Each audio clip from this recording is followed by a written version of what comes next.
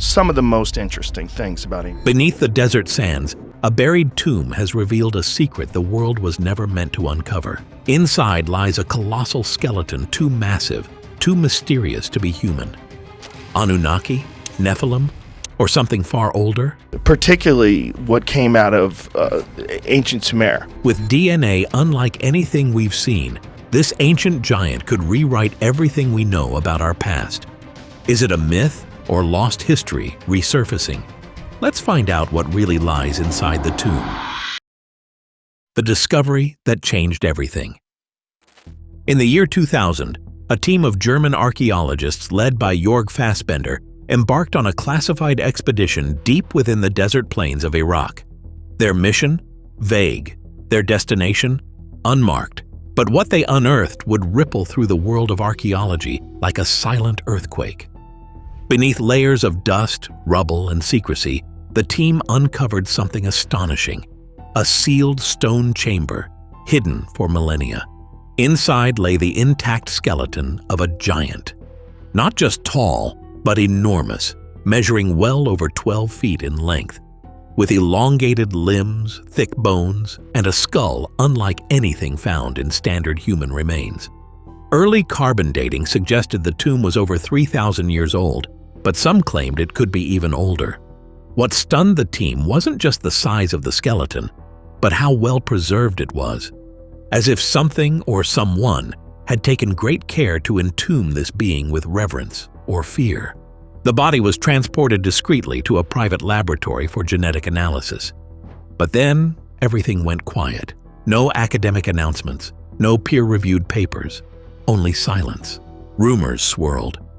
Some whispered it was King Gilgamesh himself. Others claimed the being's DNA showed markers not found in any human genome, sparking theories of extraterrestrial origins or forbidden bloodlines. Why was such a monumental discovery buried beneath silence? What did the team really find? And more importantly, who or what was buried there?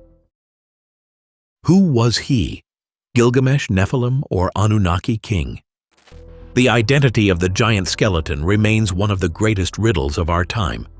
But among the theories, 3 names rise like shadows from the ancient dust: Gilgamesh, Nephilim, and Anunnaki. Gilgamesh, the mighty ruler of Uruk, is no stranger to legend. Known from one of the oldest surviving literary works, the Epic of Gilgamesh, he was described as 2/3 god, 1/3 man. His strength was unmatched. His quest for immortality became a myth. But myths, they say, are often born from truth. Could this tomb be his final resting place? Then there are the Nephilim, enigmatic beings spoken of in the book of Genesis. Described as the offspring of the sons of God and daughters of men, the Nephilim were giants, warriors of old, beings of terrifying power. Some believe they were punished by a divine flood, their legacy buried under centuries of soil and silence. And finally, the Anunnaki, ancient Sumerian deities, are said to have descended from the heavens. According to lore, they were powerful beings who shaped civilization, judged the dead, and possibly altered human genetics. Some fringe theorists claim they weren't gods at all, but visitors from beyond the stars. Advanced, towering, alien. The tomb in Iraq seems to link all 3. A giant king, sacred burial rites, and DNA never seen before. Could Gilgamesh, the demigod king, have been a Nephilim? Could the Nephilim themselves be descendants of the Anunnaki? What if these aren't 3 separate legends, but pieces of the same ancient truth? The ancient giants, global evidence uncovered. Iraq isn't the only place where giant skeletons and strange stories have emerged. Across continents, across cultures, across time, evidence of ancient giants keeps rising from the earth, challenging everything we thought we knew. Now first, like always, be sure to hit the like button down below. It helps us out tremendously with the reach of this video. Thank you. In Lovelock Cave, Nevada, local Paiute legends spoke of red-haired giants, ferocious and cannibalistic. People stuffed the openings with a bunch of brush and firewood and lit the place on fire. Who were eventually trapped and burned alive inside the cave. In the early 20th century, Archaeologists exploring the site unearthed oversized human remains, tools too large for average hands, and sandals nearly 15 inches long. Skeptics called it folklore, but the bones were real. Thousands of miles away in Shandong Province, China, a Neolithic burial site revealed something equally stunning. Excavations uncovered the remains of men far taller than anyone from that era, some nearly 6'2", when most people then barely reached 5 feet. Historians suggest these tall individuals may have been tribal leaders, privileged with better nutrition. But even now, their sheer height raises questions. Was it diet alone, or something more? Travel to Sardinia, and you'll find the Monte Prama Colossi, limestone statues from over 3,000 years ago, each standing over 8 feet tall. These weren't random sculptures. They guarded a necropolis, and many believe they were modeled after real warrior elites, possibly giants, possibly descendants of something older. And then there's the Channel Islands off California. In the 1920s, amateur archaeologist Ralph Glidden claimed to have unearthed over 3,000 skeletons, many between 7 and 9 feet tall. One burial even revealed a massive woman surrounded by the remains of dozens of children. His findings were largely dismissed until independent records confirmed similar discoveries by other researchers. These aren't isolated incidents. These aren't just myths. From Peru to Egypt, from Greece to Mexico, ancient legends speak of giants, some friendly, some monstrous. In many tales, they ruled before humans. In others, they walked beside us. Some say they helped build monuments. Others say they brought destruction. If we connect these dots, we don't get scattered folklore. We get a pattern, a buried history. And that brings us back to the Iraqi tomb. Because if one giant king has been found, how many others remain hidden?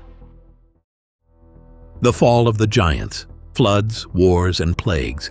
For every legend of giants, there is a tale of their fall. According to ancient texts, these towering beings once roamed freely, their strength unmatched and their presence commanding.